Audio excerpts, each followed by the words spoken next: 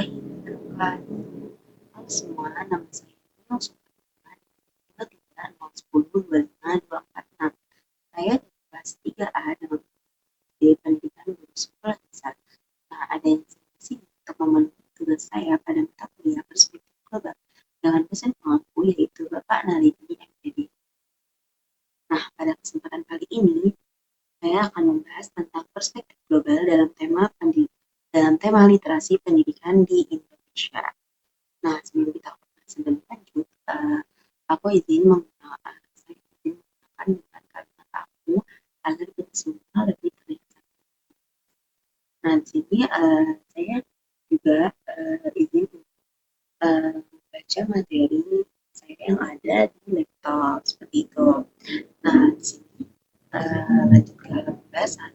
Nah, aku mau menjelaskan deh kira-kira apa sih perspektif global itu. Nah, teman-teman semua, jadi perspektif ini berarti cara pandang atau sudut pandang seseorang terhadap suatu objek. Nah, kita balik lagi nih sama kalimat perspektif global. Kalau misalnya perspektif itu punya arti sudut pandang atau cara pandang, berarti global itu artinya dunia. Nah, berarti secara umum, arti dari perspektif global adalah cara pandang seseorang terhadap dunia. Seperti itu. Nah, kita tahu ya kalau misalkan dunia itu luas banget, teman-teman. Nah, maka dari itu, di kesempatan saya kali ini, saya akan membahas sudut pandang saya terhadap literasi pendidikan di Indonesia. Nah, kalau misalkan ada yang nanya, katanya dunia, tapi kok Indonesia, Kak? Nah, jadi, dunia itu kan luas, teman-teman. Nah, tapi di sini aku ingin membahas dalam ruang lingkup Indonesia-nya aja, seperti itu. Jadi kalau misalkan kalian ingin membahas nih tentang sudut pandang kalian terhadap suatu daerah, nah itu termasuk dalam perspektif global gitu, karena dunia itu luas dan sekecil apapun itu dunia gitu, seperti itu. Nah, oke, kita lanjut. Nah, kita harus tahu ya teman-teman, kalau misalnya uh, peringkat literasi di Indonesia itu uh, sangat rendah banget. Nah, menurut UNESCO, Indonesia ini berada di peringkat kedua dari bawah soal literasi dunia, yang mana artinya minat baca di Indonesia ini sangat rendah. Menurut UNESCO, minat baca di Indonesia ini sangat memprihatinkan. Memang berapa? Tuh, yaitu hanya 0,001%. Berarti dari semua apabila diperhitungkan itu diibaratkan 1.000 orang di Indonesia, hanya satu orang yang rajin membaca. Bayangin 1.000 orang yang ada di Indonesia, hanya satu orang yang rajin membaca. Iya sih, di Indonesia banyak banget masyarakatnya, penduduknya. Tapi dari perbandingan 1.000 aja, hanya satu gitu kan. Jadi misalkan ada 30.000 masyarakat Indonesia, berarti hanya 30 orang yang rajin membaca. Sedih banget kan teman-teman kalau misalnya kita tahu itu. Nah, jadi Indonesia ini berada di urutan ke-60 dari 61 negara. Indonesia ini persis di bawah Thailand dan di atas Botswana. Nah, padahal dari segi penilaian infrastruktur negara kita, ini tuh mendukung adanya membaca, teman-teman. Dan peringkat infrastruktur negara kita ini berada di atas negara-negara Eropa. Tuh, tapi ternyata ketika eh, di data infrastrukturnya infrastrukturnya oke nih, tapi setelah didata dengan minat yang ada di masyarakat Indonesia ini ternyata tidak mencakupi ekspektasi, bahkan ternyata sangat di luar ekspektasi teman-teman. Oke, kita sebelum lebih jauh lagi pembahasannya nih, kalian udah tahu belum sih literasi itu apa? Karena jadi literasi itu bukan hanya membaca dan menulis loh. Nah, dulu aku juga mikirnya kalau misalkan ketika literasi ini mulai terdengar dengan orang seperti itu kan, aku tuh mikir kalau misalkan literasi itu hanya membaca dan menulis, dan ternyata enggak, literasi itu punya arti yang luas juga. Jadi literasi itu berasal dari bahasa Latin yang disebut literatus, yang mana artinya orang yang belajar. Nah, istilah secara umumnya itu merujuk pada kemampuan seseorang dalam membaca, menulis, berbicara, menghitung, juga membacakan masalah dalam keseharian kita dalam kehidupan sehari. Nah, kalau dalam bahasa lain literasi, literasi ini tuh nggak dapat dilepaskan dari kemampuan seseorang dalam berbahasa. Eh, Sekarang kalau kita mau menghitung aja, kita itu harus bisa membaca dan menulis. Begitupun sebaliknya, jadi semua itu saling bersangkutan. Jadi literasi ini tuh sangat penting. Kenapa? Karena dengan literasi ini kita tuh bisa bersosialisasi dengan orang lain, dengan masyarakat lain. Dengan literasi kita bisa membaca, menulis, berpikir seperti itu. Nah, kalau misalnya kita mau interaksi dengan orang lain, nah kita memerlukan uh, kemampuan yang tadi aku jelas, kita harus memiliki kemampuan menulis, membaca gitu. Itu karena kalau misalnya kita ingin dapat ilmu yang baru, kita itu membaca dan menulis dan juga berpengalaman seperti itu. Nah, di sini aku mau ngejelasin dulu kalau misalkan literasi itu merupakan fondasi utama bagi pendidikan yang berkualitas. Ketika seseorang memiliki keterampilan literasi yang baik, mereka mereka memiliki kemampuan untuk yang pertama, untuk mengakses dan memahami informasi yang dibutuhkan untuk pembelajaran. Nah, kita tahu kalau misalnya menuntut ilmu itu sepanjang hayat. Nah, untuk menuntut ilmu itu jadi kita memerlukan literasi. Agar apa? Agar kita itu bisa mengakses dan memahami informasi yang dibutuhkan gitu dalam pembelajaran. Yang kedua, dengan literasi yang baik, kita itu bisa berpikir kritis terhadap informasi yang diterima. Nah, ini pas banget untuk negara kita, negara Indonesia, sering dibilang warga Konoha. Kita tahu ya kalau misalkan apalagi di zaman teknologi sekarang banyak banget informasi-informasi yang belum dapat dipercaya faktanya, tapi sudah dapat melebar luas. Nah, jadi dengan kita mempunyai kemampuan, kita mempunyai literasi yang baik, kita itu bisa berpikir kritis terhadap informasi yang kita dapat nih. Jadi kita itu gak mudah percaya sama informasi yang tiba-tiba datang aja tanpa ada fakta dan datanya gitu kan. Jadi kalau misalnya kita punya keterampilan yang baik, nah kita bisa berpikir kritis dan juga kita bisa menanggapi informasi-informasi yang belum jelas realitanya atau relevannya seperti itu. Nah, terus apa lagi nih Kak, kalau sebenarnya literasi yang baik itu untuk apa? Nah, untuk mengembangkan keterampilan yang diperlukan di tempat kerja dan kehidupan sosial. Sama yang kayak tadi aku bilang, kalau misalkan kita ingin bersosialisasi dengan orang lain, nah kita itu perlu banget literasi yang baik. Nah, ya, jadi literasi bisa mengembangkan keterampilan kita. Misalkan di tempat kerja, nah di tempat kerja juga nggak mungkin kan kita sendiri, pasti kita itu bersosialisasi dengan orang lain. Dan kita ini penting banget untuk punya literasi, karena seperti yang di awal aku bilang, kalau misalkan literasi itu punya arti yang cukup luas, jadi bukan hanya membaca dan menulis. Jadi literasi itu punya arti yang luas teman-teman, kayak berpikir memecahkan masalah pribadi. Nah, itu sangat dipentingkan itu lewat literasi. Makanya kenapa di eh, kurikulum-kurikulum saat ini itu apa ya, mementingkan literasi di setiap pembelajaran, bahkan sudah dimulai dari sejak dini seperti itu. Nah, terus juga dengan literasi yang baik, kita itu bisa berpartisipasi secara aktif dalam kehidupan masyarakat dan pemerintahan. Ini masih masuk ke dalam poin yang ketiga tadi, teman-teman, yang mengembangkan keterampilan di dunia tempat kerja dan kehidupan sosial.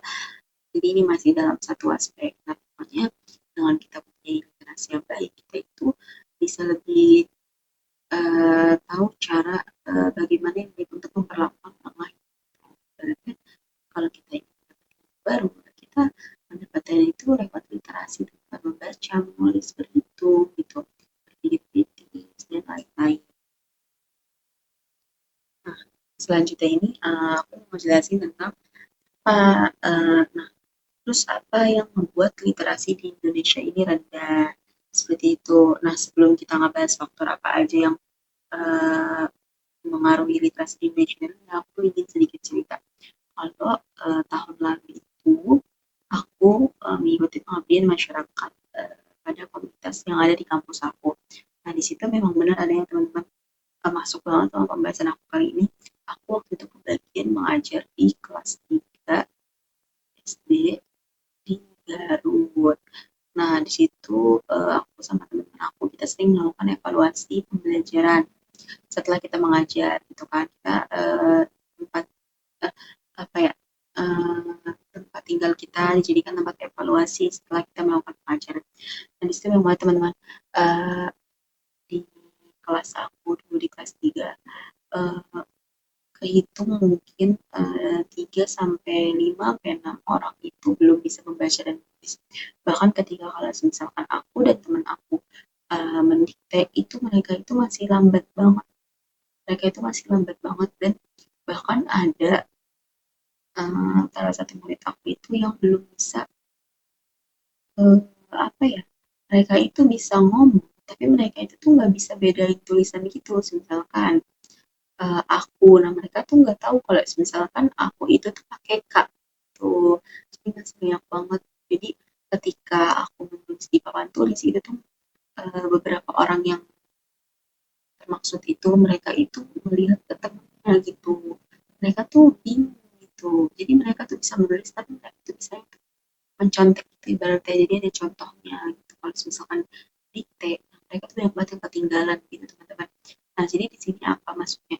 Berarti di sini tuh literasi pendidikannya itu emang benar ada adanya teman-teman. Di situ mereka udah kelas 3 loh. Nah, di situ aku mikir, oh mungkin memang benar ada faktor corona, apalagi di situ kan daerah terpencil. Teknologi juga belum berjalan sekali, sinyal juga susah teman-teman. Emang di situ aku berpikir positif karena faktor dari corona juga selama 2 tahun teknologi juga kurang memadai, jadi tertinggallah mereka. Nah, tapi ketika aku evaluasi dengan teman-teman aku, ternyata di kelas 5 dan kelas 6 juga ada beberapa siswa yang belum bisa membaca, belum bisa berhitung, gitu. Bahkan perkalian itu pun masih diulang-ulang di kelas 5 dan kelas 6. Seperti itu teman-teman. Nah, ini tuh membuktikan adanya fakta yang terjadi memang benar. Itu aja masih di dalam ruang lingkup satu daerah seperti itu kan teman-teman. Gimana kalau misalkan di daerah-daerah terkumpulkan itu mungkin yang hasil data dari menurut UNESCO itu. Nah, terus kita lanjut ya. Nah, terus apa nih faktor yang membuat literasi pendidikan di Indonesia rendah? Nah, yang pertama itu ketimpangan akses pendidikan. Nah, di awal itu kan dibilang kalau infrastruktur Indonesia itu memadai banget untuk meningkatkan literasi. Nah, tapi mungkin itu hanya di beberapa tempat teman-teman. Ini tuh ketimpangan itu terjadi. Jadi banyak banget daerah terpencil itu dapat akses teknologi bahkan sinyal pun susah sama yang kayak waktu itu aku pengajaran di situ benar-benar sinyal susah dan nggak semua akses kartu kartu itu dapat sinyal teman-teman jadi hanya beberapa kartu yang ada sinyal dan itu pun sedikit itu jaringan terus juga di sana apa ya perpustakaannya itu benar-benar tempat aku ngajar dulu perpustakaan itu benar-benar ya basic aja gitu standar dan kecil dan siswa-siswa di sekolah aku itu nggak punya LKS nggak punya buku paket nah mereka itu ada buku-buku turun temurun yang disediain di kelas dan itu emang banyak yang udah gak layak jadi kalau misalkan naik mau pakai buku itu ya mereka kadang bareng gitu nah jadi uh, pertimbangan akses pendidikan, jadi infrastruktur pendidikan yang terbatas dan jarak yang jauh menjadi hambatan utama bagi anak-anak di daerah tersebut untuk memperoleh pendidikan yang layak. Nah, terus kedua, kualitas guru yang tidak merata. Nah, udah ditambah mereka ada di daerah terpencil, terus juga guru-guru yang ibaratnya ada di zaman dulu dan sekarang mencoba untuk beradaptasi dengan teknologi yang ada. Itu pasti guru-guru itu tuh sangat butuh pelatihan yang apa ya, butuh pelatihan yang luar biasa gitu teman-teman karena kan nggak mudah ya apalagi kalau misalnya kita lihat guru-guru yang sudah berumur mereka di daerah terpencil dan tidak dapat pelatihan kan pasti susah untuk belajar sendiri gitu dari internet gitu teman-teman kualitas guru yang nggak merata eh, dengan kualitas guru yang nggak merata ini tuh menyebabkan kalau misalkan guru-guru ini tuh kurang terampil dalam mengajarkan literasi dasar dan keterampilan yang seharusnya menjadi fokus dalam proses pembelajaran. Emang kayak gimana sih kalau misalkan kita mau ngajarin anak-anak itu berpikir kritis ya dengan seperti yang di kurikulum Merdeka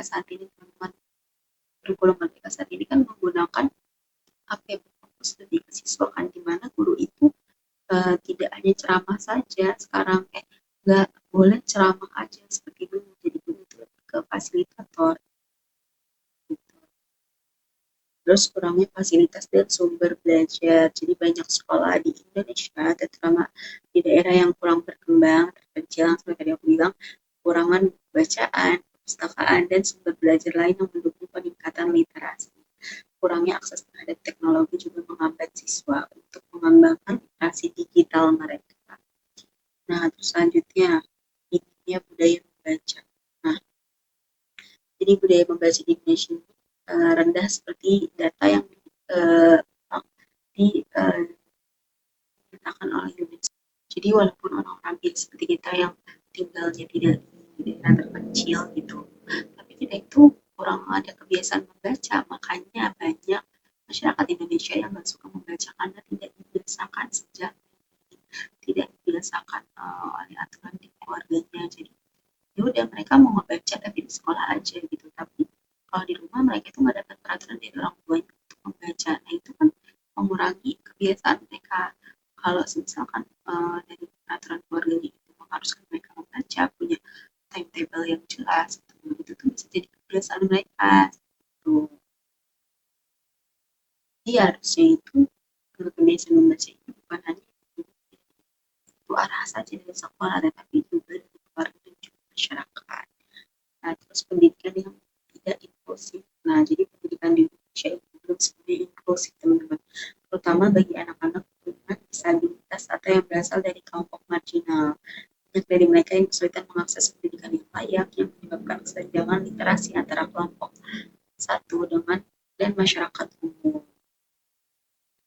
Terus selanjutnya kurangnya penggunaan teknologi dalam pembelajaran. Nah, walaupun teknologi semakin berkembang, tapi masih ada beberapa sekolah yang kurang apa ya, kurang memajukan teknologi. Padahal kan dengan teknologi guru-guru itu dengan pemerintah bisa menciptakan literasi yang menarik lagi dalam versi digital. Jadi para pelajar itu akan lebih tertarik gitu. Kan sekarang banyak yang menggunakan yang menarik siswa gitu, permainan, belajar sambil bermain. Nah, terus faktor sosial dan ekonomi, tingkat kemiskinan yang tinggi di beberapa daerah itu menyebabkan anak-anak harus bekerja untuk membantu keluarga mereka, sehingga mereka tidak punya waktu atau kesempatan untuk belajar. Nah, kondisi ini juga berkontribusi pada rendahnya tingkat literasi di kalangan mereka.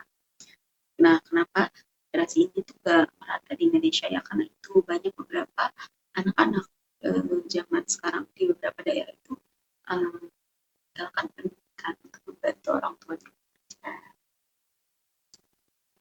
teman.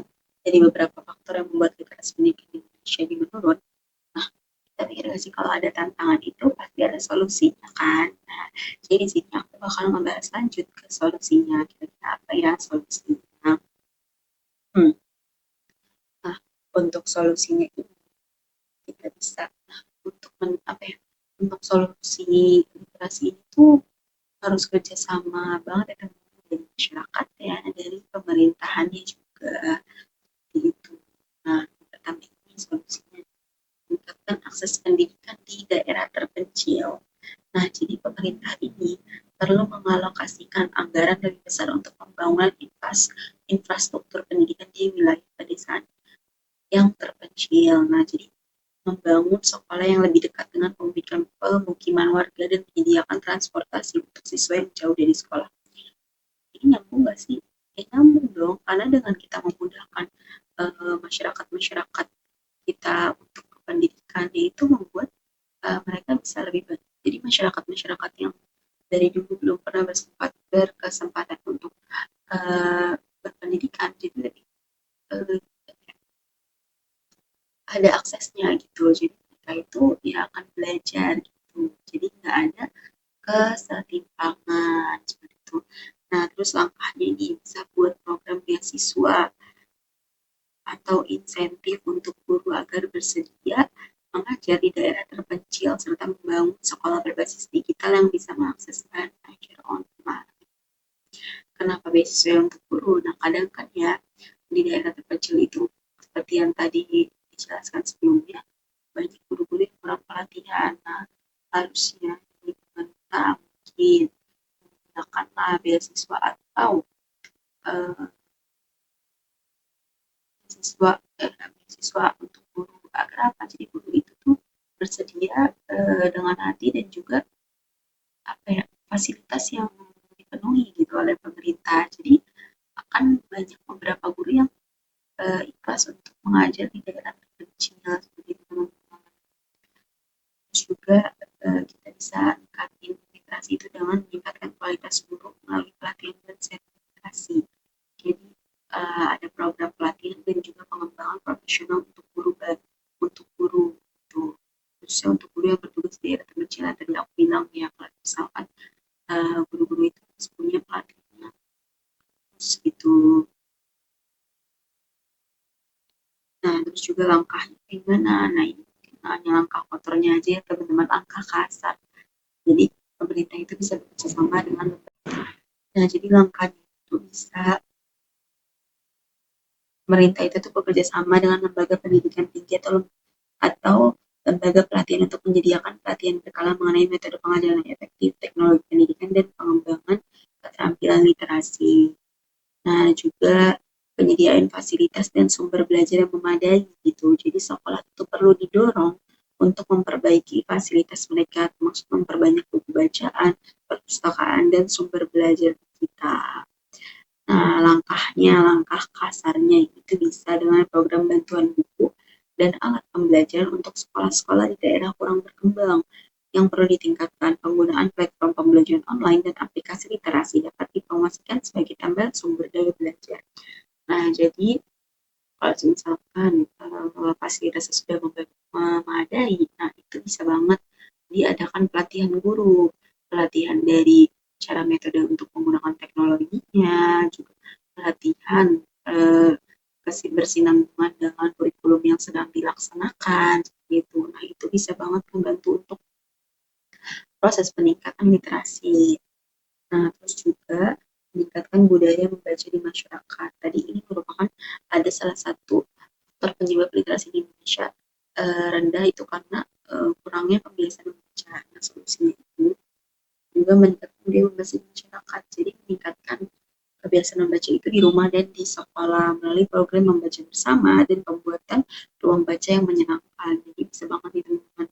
Kalau misalkan kita sebagai calon guru, sebagai calon orang tua, kita membiasakan membaca budaya literasi membaca menghitung gitu jadi kalau misalkan kita jadi orang tua kita tuh nggak menyerahkan anak kita ke sekolah aja gitu tapi kita juga menyerahkan anak kita ya kepada orang tuanya gitu kan kepada kita untuk diajarkan membiasakan untuk literasi membaca menghitung berpikir kritis.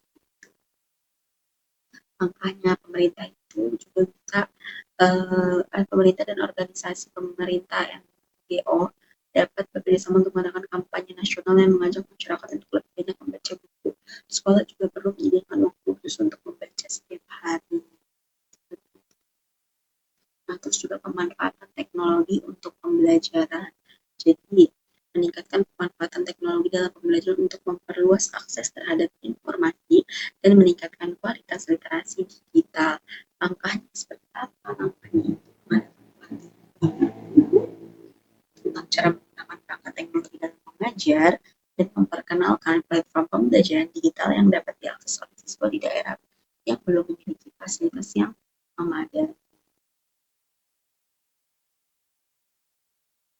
Nah, jadi dengan beberapa solusi yang dibacakan itu kalau misalkan dilakukan oleh beberapa oleh sebuah masyarakat maupun pemerintah, itu insya Allah teman-teman literasi di Indonesia akan lebih meningkat.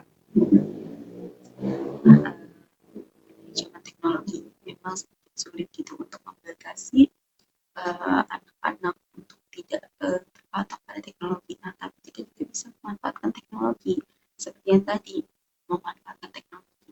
Kita buatlah itu sebagai contoh. Kita buatlah platform media yang